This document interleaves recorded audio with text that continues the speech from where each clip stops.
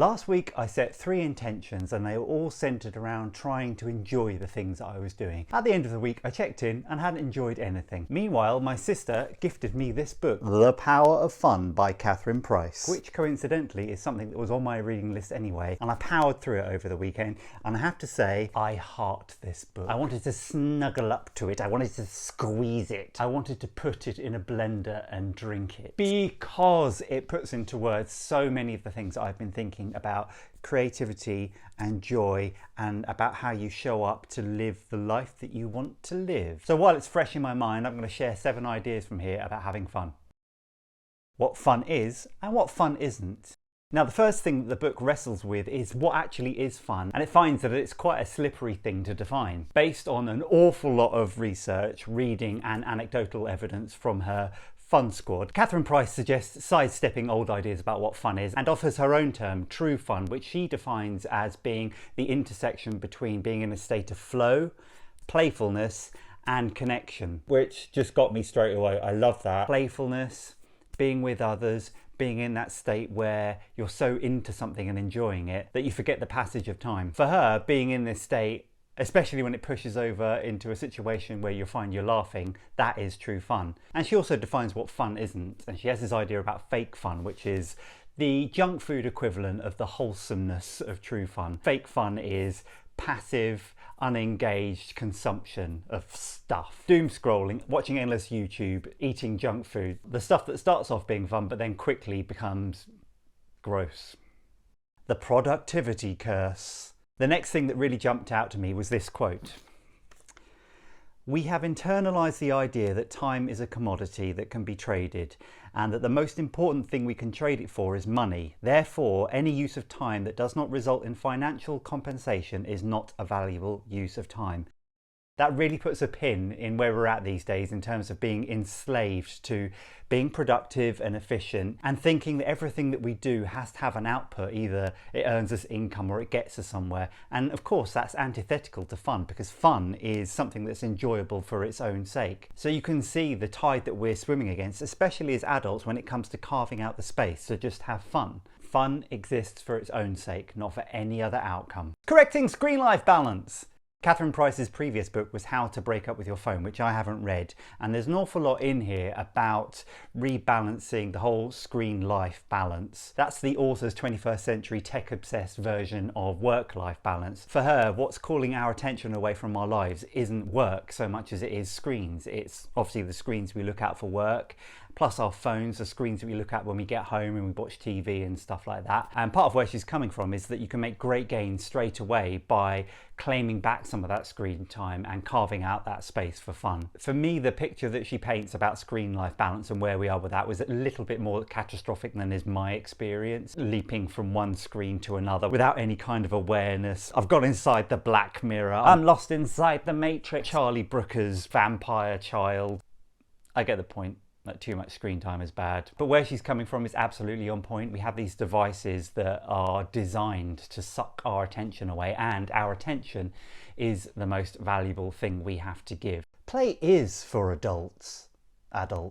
I've long been interested in how we integrate play into our lives as adults, and how sad it is that we lose that capacity when we grow up. There is an inner child within all of us who I think needs a little playground, a little sandbox to play in. And as very serious, responsible grown-ups, I think we do play a disservice by characterizing it sometimes as trivial or frivolous or, you know, nice to have. It's not. Play is a frontier for learning and understanding. It's where we try new things. It's where we encounter new possibilities and opportunities. And if we're living solidly within the boundaries of routine and familiarity, not only is life boring and a drudgery sometimes, we cut ourselves off from avenues to explore in the world and for our own development. There's a really interesting bit that talks about how novelty, new experiences, trigger a dopamine response, and it's dopamine that cements that experience in our memory as something worth remembering. Being in that state of play, on that frontier, in that space where you're brushing up against the new, it's profoundly helpful in cramming some new learning into these stuffy,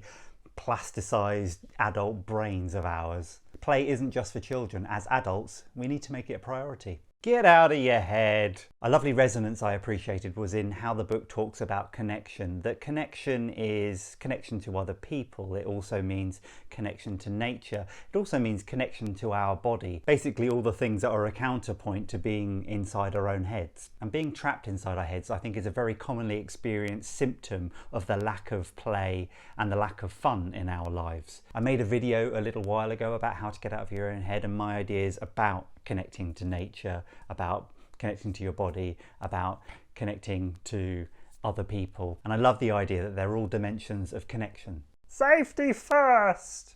I love it when anyone brings up Maslow's hierarchy of need, and it's within this fabled pyramid that the author situates fun and its relationship to human needs.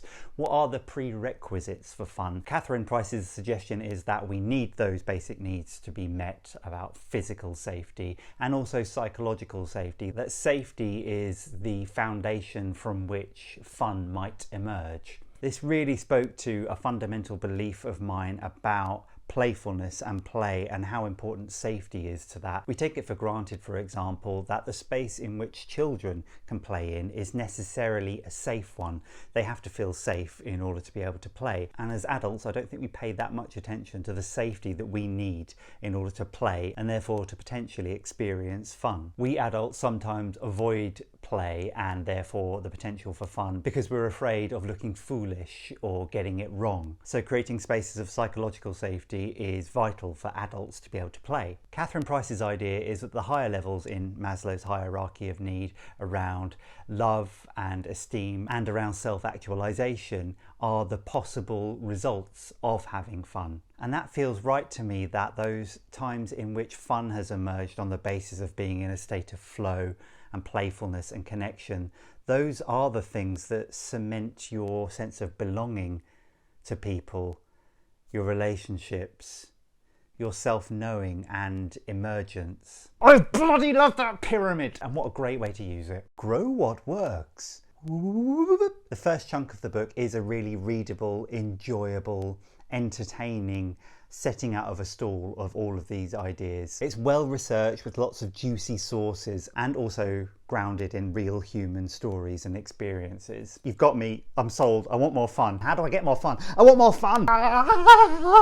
And Catherine does not let us down. She offers some really practical tools to help understand what fun is like for us and how to put in place strategies to grow that sense of fun. The first one being the kind of oxymoronic fun audit, which actually I am inspired to go away and do. It's about looking back into your own experience and understanding what are the peak experiences of fun for you, and working back from that, looking at what was involved, what are the common denominators across those things, what are the things that you could reasonably expect might invite fun into your life in the future. What are your fun magnets? You know, what are the things that are always in place? And then underneath that, what are your fun factors? What are the things that are characteristic in your fun magnets? These I understand to be what people you have fun with, what places are fun for you. The other thing she invites us to consider is what is it in our lives that we are already doing that might actually be more fun than we realise. There's a quality of mindfulness and of gratitude and appreciation that comes into the book here. If attention is the most valuable thing that we have to give, are we giving enough attention to the lives we're already living?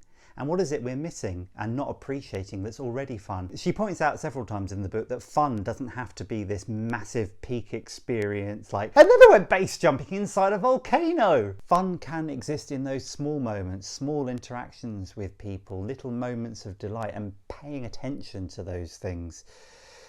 Creating some space to appreciate them, to savour them, to show gratitude for them is part of dialing into the opportunity for fun that exists all around us all the time. And of course, practically making the space for new fun. Space in time, in your schedule, making it a priority there. Also space in your environment. Is there a place that fun can live in your home? And possibly more importantly, space within your own mind. Can you clear enough of the to-dos, the responsibilities, the niggling thoughts, the reminders and stuff like that, push them away a little bit to create the opportunity for being more in a state of flow, for feeling more connected to people, for feeling more playful, even if it's just a nudge and a wink with someone you work with that turns into a 10-minute riff on duvets or wicker or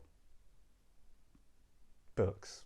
I'm literally naming things in front of me. Paying attention! In conclusion, Catherine Price has written a really good book. You know how sometimes you read something that somehow magically stitches together and puts words to a bunch of thoughts that you already had? That's the experience I had with this. For me, I think about creativity a lot. And one of the things in creativity I prize the most, and I think can be the biggest struggle, especially as an adult with real life responsibilities and concerns, is how do you hold on to the idea that it's right and good to follow the urge to create something or to do something just because it's interesting and fun.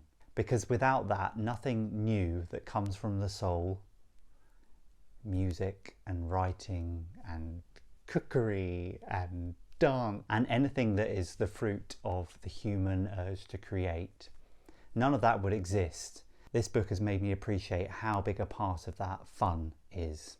A recommended read. I am inspired to give the tools in here a go. So I'm going to go away and do that. I'm going to go find some more fun in my life.